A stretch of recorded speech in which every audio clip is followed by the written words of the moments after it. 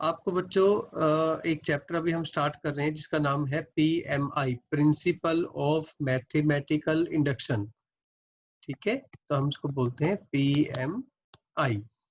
तो अब ये बेसिकली है क्या? It is an mathematical tool, it is a mathematical tool which is used to prove some statement. आपको कोई ना कोई स्टेटमेंट दे रखी होगी, वो ट्रू है या फॉल्स है, उसका हमें चेक करने का ये एक टेक्निक है। जैसे एक हम सिंपल सी बात करते हैं, आपने 10th क्लास में पढ़ा होगा पहले कि 1 + 2 + 3 + n = n × n + 1/2। तो आपको ये दे रखी होगी ऐसी स्टेटमेंट। कई बार हम इसको एक नाम भी दे देते हैं, P is a statement in terms of n। ठीक है, तो अब PMI बेसिकली क्या, एक एल्गोरिथम है। हम एक नंबर के लिए चेक करते हैं और एक के लिए हम इसको अज्यूम करते हैं, और तीसरे स्टेप में हम क्या करते हैं, जो हमने अजम्पशन किया उसको नेक्स्ट स्टेप के लिए हम प्रूव कर देते हैं, ताकि ये पूरा जो सिस्टम है थ्रू आउट के लिए ट्रू हो जाए। तो पहले तो एक क्वेश्चन ये मैं स्टेप बाय स्टेप करवा रहा हूँ, जिससे आपको एक एल्गोरिथम क्लियर हो जाएगा कि हम करना क्या चाहते हैं। ज्यादा थ्योरेटिकल बताने से कंफ्यूज हो जाओगे एक बार पहले में। तो सबसे पहले हमारा जो पहला स्टेप है वो क्या है, हम n नंबर ऑफ जो टर्म्स होती हैं हमारे यहाँ पे, वो 1 के लिए हम प्रूव करेंगे, चेक करेंगे कि ये जो रिजल्ट है वो ट्रू है या नहीं है। ठीक है, तो अब हमारा जो स्टेप 1 है, स्टेप 1 जो है वो क्या है, check the result for n = 1। आपको भी ऐसे ही लिखना है, जो लैंग्वेज है वो गलत नहीं बनानी है। ठीक, तो मतलब अब आप चाहते हो कि 4p1 यानी कि n की जगह 1, ये चेक करो ये ट्रू है या फॉल्स है। ठीक है, हमारा इस सिस्टम के बारे में। तो लेफ्ट हैंड साइड देखो आप, लेफ्ट हैंड साइड में अगर हम n = 1 लेके चलते हैं, तो नंबर ऑफ टर्म्स कितनी है, 1, तो इसका मतलब पहली टर्म भी आएगी, तो left hand side will be equal to 1। तो फिर राइट हैंड साइड में देखो, n को 1 पुट करो, 1 × 1 + 1/2, ये बनेगा 1 × 2/2 = 1। तो यहाँ पे बच्चे left hand side is equal to right hand side, तो हम क्या लिखेंगे, हेंस P1 इज ट्रू। या तो यूं लिखो, या आपने लिखना है hence the result is true for n = 1। आपको ये लिखना है। ठीक है, ये था पहला स्टेप। पहले स्टेप में हम क्या करते हैं, n की वैल्यू 1 पुट करेंगे, लेफ्ट साइड में भी और राइट साइड में भी।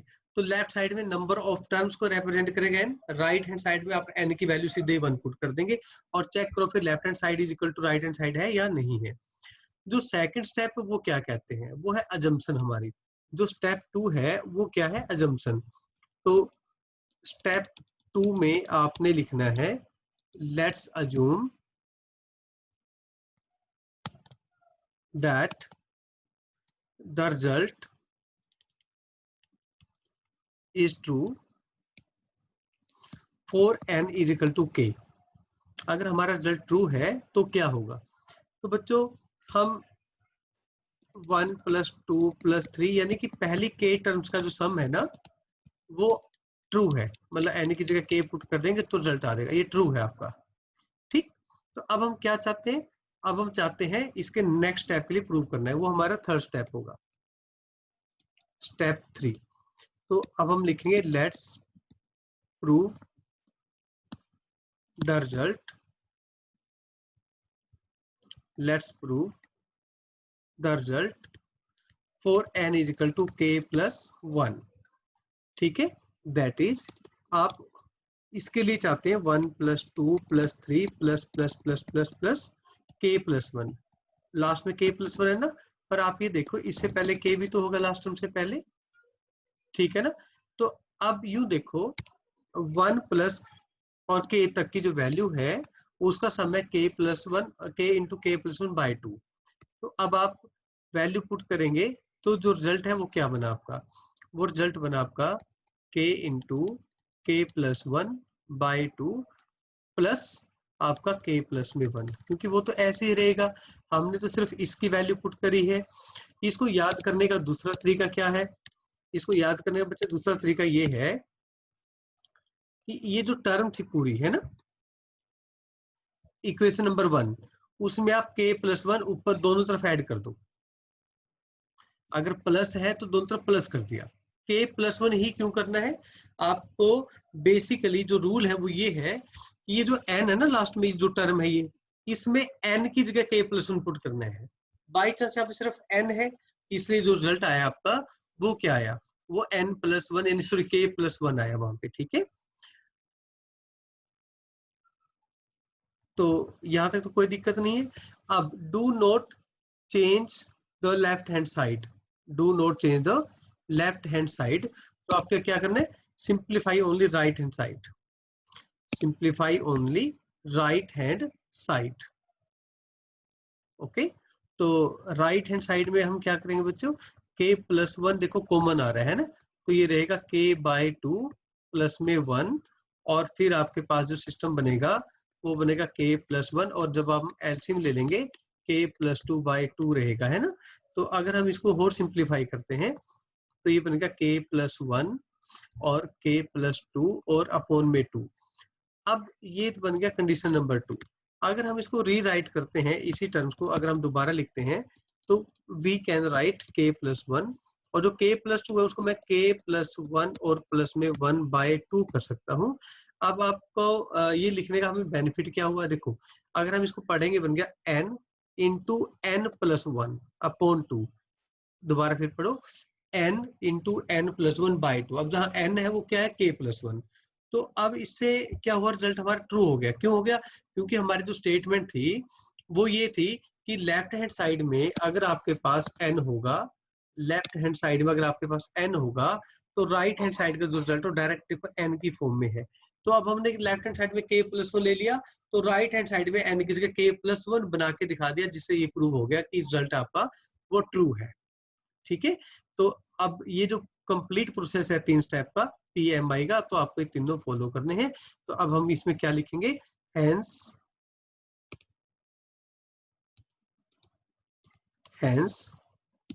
The result is true for every positive integer n। ठीक है, या for every natural number n, जो मर्जी आप लिखो। ठीक है, तो एक और हम क्वेश्चन करते हैं। आपके पास क्वेश्चन है 1 का क्यूब प्लस 2 का cube plus 3 cube plus plus n का cube is equal to n into n+1/2 का होल स्क्वायर। ठीक, तो यानी कि sum of cube of natural number is equal to n into n+1/2 का होल स्क्वायर। तो ऐसा नहीं है कि इनको प्रूव करने के और कोई तरीके नहीं है, बट ये तो PMI से प्रूव करने का तरीका है। हमने जो क्वेश्चन किया है पहले वाले से पहले, उसको हम AP से भी कर सकते हैं, और ये जो आपके सामने स्क्रीन पे दिख रहा है इसको भी हम AP वाले मेथड से करेंगे। AP वाला मेथड मतलब हम स्पेशल सीक्वेंस सीरीज के फॉर्म में करेंगे इसको। जब आप चैप्टर 9 करेंगे तब इसका प्रूफ दोबारा फिर करेंगे हम किसी और मेथड से। बट एग्जाम में अगर आपको कह दिया कि भाई आपने जो PMI यूज करना है तो फिर PMI ही यूज करना है, आप कोई दूसरा मेथड यूज नहीं कर सकते। तो सोल्यूशन में बच्चों स्टेप 1 जो है आपका वो आया, वो क्या कह रहा है? Step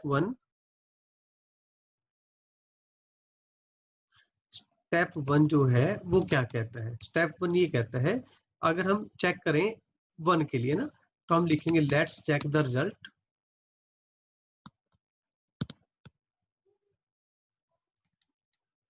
for n is equal to 1। तो बच्चों लेफ्ट हैंड साइड क्या होगी? 1 का क्यूब यानी कि 1।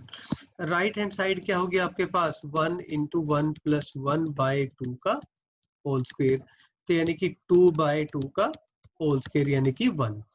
तो left side equal to right side है ना, तो अब हम यहाँ लिखेंगे since LHS is equal to RHS, therefore the result is true for n is equal to 1। तो हमारा जो रिजल्ट है वो n की वैल्यू 1 के लिए ट्रू है। जो सेकंड स्टेप है वो क्या है आपका? वो है अजम्पशन का। तो स्टेप 2 पे आ जाओ आप। स्टेप 2 क्या कहते हैं कि let's assume the result is true for n is equal to k। आप रिजल्ट को n is equal to k के लिए अप्रूव कर दो, सॉरी सपोज कर लो। तो इसका मतलब ये रहा कि 1 का क्यूब प्लस 2 का cube plus plus plus k का cube is equal to k into k plus 1 by 2 का होल स्क्वायर। अब हम क्या चाहते हैं? अब हम चाहते हैं इस रिजल्ट को इसके नेक्स्ट नंबर के लिए प्रूव करना। मतलब k के लिए सपोज कर लिया तो k प्लस 1 के लिए ट्रू प्रूव कर देंगे हम। इसका मतलब k प्लस 1 के लिए ट्रू हो गया तो फिर k प्लस 2 के लिए ऑटोमेटिक हो जाएगा। इसका PMI का मतलब ये होता है, जिस नंबर के लिए आपने ट्रू कर लिया उसके नेक्स्ट के लिए वो प्रूव कर दो।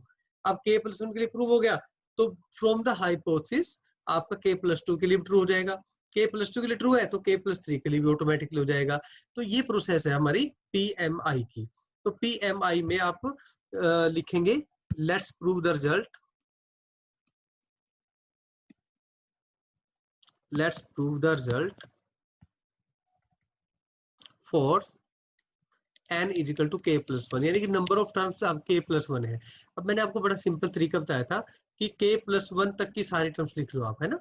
और अगर नहीं समझ में आता, अगर कंफ्यूज होती है तो कोई दिक्कत वाली बात नहीं। आप एक काम करो, जो टर्म्स आपने ऊपर लिखी हैं उनको लिख दो। 1 का क्यूब प्लस 2 का cube and so on plus में k का cube is equal to k into k plus 1 by 2 का होल स्क्वायर।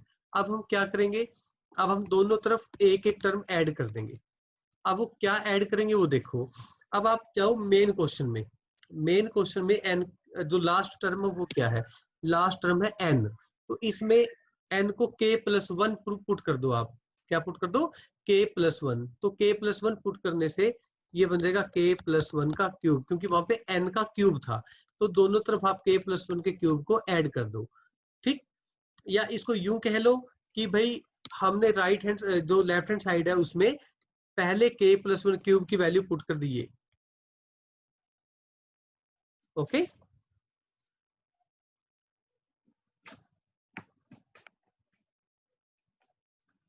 बात समझाई? तो अब हम इसके बाद क्या करेंगे? इसके बाद सिंपलीफाई करेंगे हम। सिर्फ राइट हैंड साइड को, लेफ्ट साइड को कुछ नहीं करना है ऐसे क्वेश्चन के अंदर। तो ये बनेगा आपका k का स्क्वायर, ये बनेगा k प्लस 1 का होल स्क्वायर अपॉन में 4 प्लस में k प्लस 1 का होल क्यूब अपॉन में 1। तो अब आप सिंपल एलसीएम लेने से पहले आप k प्लस 1 का होल स्क्वायर कॉमन ले सकते हैं और आपके पास रहा k का स्क्वायर अपॉन में 4 और ब्रैकेट में रहेगा k प्लस 1, क्योंकि दो पावर हम बाहर ले चुके हैं। अब आप एलसीएम लीजिए। बहुत ही सिंपल बना क्वेश्चन। अब ये बस कैलकुलेशन आपके एंड पे, आप जितना सिंप्लीफाई कर सकते हो उतना आपने सिंप्लीफाई करना है। तो यहाँ पे बना आपका k प्लस 1 का होल स्क्वायर और ये बनेगा k स्क्वायर प्लस में 4k प्लस में 4 अपॉन में 4। ठीक, अब यहाँ पे बना k प्लस 1 का होल स्क्वायर और ये बना k प्लस 2 का होल स्क्वायर, ऊपर बना नीचे 4। तो बच्चों अब यहाँ से अगर हम इसको सिंप्लीफाई करते हैं तो ये तो और ज्यादा सिंपल बना।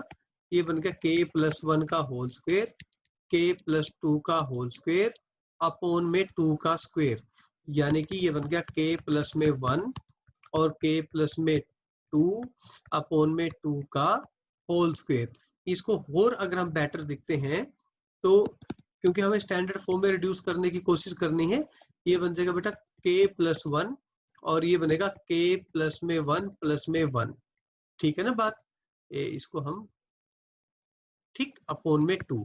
अब ये देखो, इसको पढ़ो ऐसे n into n plus 1 by 2 का होल स्क्वायर। अगर हम मेन स्टेटमेंट देखें तो ऐसे ही थी, तो अब आप इसमें लिख दीजिए hence the result is true for,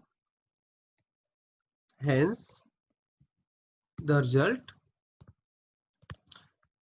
is true for every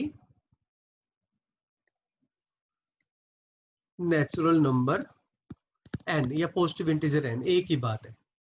ठीक है, एक बड़ा ही सिंपल क्वेश्चन है आपके पास। एक होता है ना sum of odd natural number is number of terms के इक्वल आएगा, आपका स्क्वायर के इक्वल है ना, n स्क्वायर होता है। तो आप क्या इसके इक्वल प्रूव करेंगे? आप इसको प्रूव दैट कि 1 का स्क्वायर, नॉट 1 का स्क्वायर, 1 + 3 + 5 एंड सो ऑन, और यहाँ पे आएगा 2n - 1 = n का स्क्वायर। तो आपको ये प्रूव करना है, बड़ा सिंपल क्वेश्चन है। तो कैसे करेंगे आप इसको? कैसे करेंगे बच्चों? हम पहले n = 1 के लिए चेक करेंगे कि ये ट्रू है या नहीं है। तो अब हम लिखेंगे सबसे पहले स्टेप 1। तो स्टेप 1 क्या बना आपका? स्टेप 1 ये बना कि let's check the result for n = 1। तो लेफ्ट हैंड साइड क्या बनी? लेफ्ट हैंड साइड बन गई 1। राइट हैंड साइड क्या बनी? है ना, वो बनेगा 1 का स्क्वायर यानी कि 1। तो अब आप ये देखो, left hand side = right hand side. Okay, therefore result is true, या स्टेटमेंट इज ट्रू, जो भी लिखना आपने, इज ट्रू फॉर n = 1। तो फिर अगर ऐसा है तो नेक्स्ट स्टेप पे मूव करने में कोई दिक्कत नहीं है। अब आप स्टेप 2 पे आ जाओ। स्टेप 2 में हम क्या लिखते हैं? Let's assume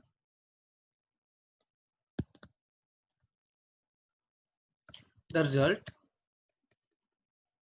is true for n = k। Suppose कर लो आप, है ना। अगर ऐसा हो गया तो क्या होगा? तो इसका मतलब ये हुआ बच्चों कि 1 + 3 ++++ 2k - 1 = k का स्क्वायर, यानी कि मैं n की जगह k पुट कर दूंगा तो रिजल्ट ट्रू है, k के लिए ट्रू है। तो नेक्स्ट स्टेप के लिए अब हम प्रूव करते हैं k + 1 के लिए। ठीक, तो अब आप स्टेप 3 पे आ जाइए। तो स्टेप 3 में तो हम क्या लिखेंगे? वहां यहाँ पे हम लिखेंगे let's prove the result for n = k + 1। तो अब आप k + 1 के लिए करो बच्चों। पहले तो अब आप ये ऊपर वाली रकम तो लिख ही दो सेम, ये बनेगी 2k - 1 = k का स्क्वायर। अब आप क्या करेंगे? अब आप दोनों तरफ ऐड कर देंगे, यहाँ पे k + 1 पुट करके, या वहां पे 2n - 1 था ना ऊपर, तो n की जगह k + 1 में पुट करो, ये बन जाएगा 2k + 1, यानी कि आप 2k + 1 दोनों तरफ ऐड कर दो।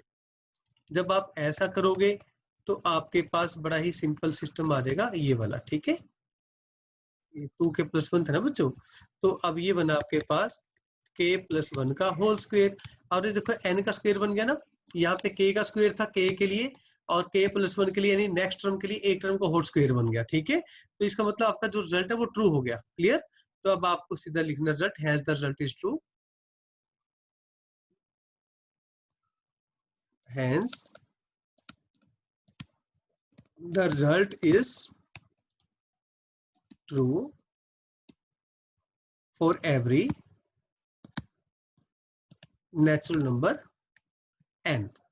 तो ये आपका स्टेटमेंट कंप्लीट।